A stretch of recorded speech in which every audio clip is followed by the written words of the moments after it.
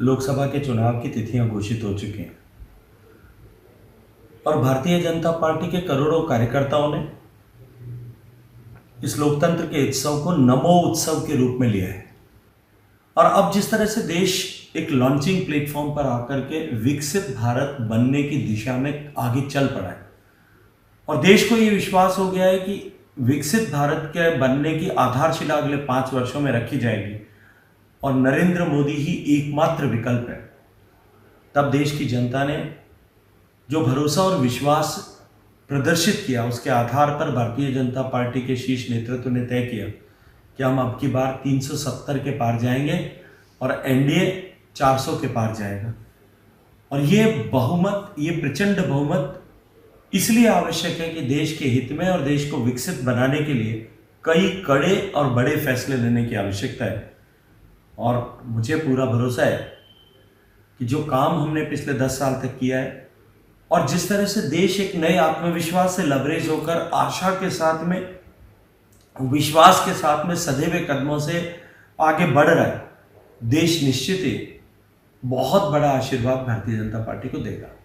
राजस्थान के परिप्रेक्ष्य में बात करूं, 2014 और 19 के चुनाव दोनों में, जब 2014 में आदरणीय वसुंधरा जी ने कहा था कि अब की बार हम 25 के 25 सीटें जीतेंगे, कोई विश्वास नहीं करता था। हमने जनता के आशीर्वाद से हमने सफलता प्राप्त की। 2018 में हम बेशक विधानसभा चुनाव हार गए थे और 3 महीने बाद में लोकसभा के चुनाव में जब फिर एक बार हमने लक्ष्य तय किया कि हम 25 के 25 सीटें जीतेंगे, कोई मानने को तैयार नहीं, लेकिन फिर भी हम 25 के 25 सीटें जीते। और मुझे पूरा भरोसा है कि इस बार भी हम राजस्थान में तमाम चुनौतियों को ध्वस्त करके सभी लोकसभा सीटों पर विजयश्री का वरण करेंगे।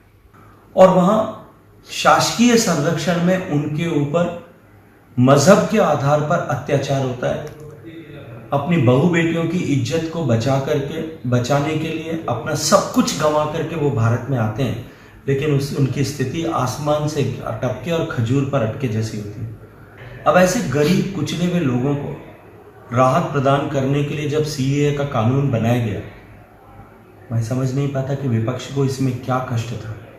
मात्र और मात्र अपने वोट बैंक को तुष्टीकरण करने के लिए इस तरह के विषय का भी विरोध किया गया। मानवीय आधार पर बनाए गए कानून को भी विरुद्ध प्रदर्शन किए गए।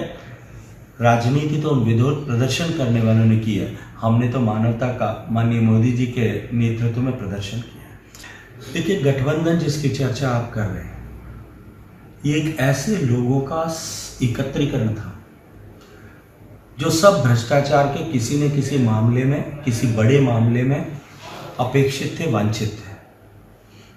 और उन लोगों ने मिलकर के एक समूह बनाया एक दूसरे का बचाने के लिए, संरक्षण देने के लिए। लेकिन अब तो वो बिखर गए और कहाँ उसका और कितना उसका अस्तित्व और वजूद बचा है आप अच्छी तरह से जानते हैं। मैं 2019 का चुनाव याद दिलाना चाहता हूँ। माननीय प्रधानमंत्री की धवल छवि पर कीचड़ उछालने के अनेक प्रयास हुए थे। रफाल से लेकर के अनेक मुद्दों पर झूठ के पहाड़ गढ़े गए थे, लेकिन देश की जनता का भरोसा नरेंद्र मोदी के साथ था, वो अडिग था। जो अपेक्षित था वही परिणाम आया और एक बार फिर वैसा ही होने वाला है। टीएमसी, आम आदमी पार्टी, कांग्रेस, इन्होंने देश की ऐसी सारी संस्थाओं पर संदेह की कालिक पोतने का पाप किया है और लोकतंत्र में इस तरह की संस्थाओं पर इस तरह की गैर जिम्मेदाराना टिप्पणियां नितांत अस्वीकार्य है। हर चुनाव के बाद यदि चुनाव में इन सब दलों की पराजय हो तो पराजय के साथ ही ईवीएम पे घोटाले का, ईवीएम में हेरफेर का राग शुरू कर देते हैं। और अगर भारतीय जनता पार्टी दुर्भाग्य से किसी प्रदेश में हार जाए तो ईवीएम सही होती है।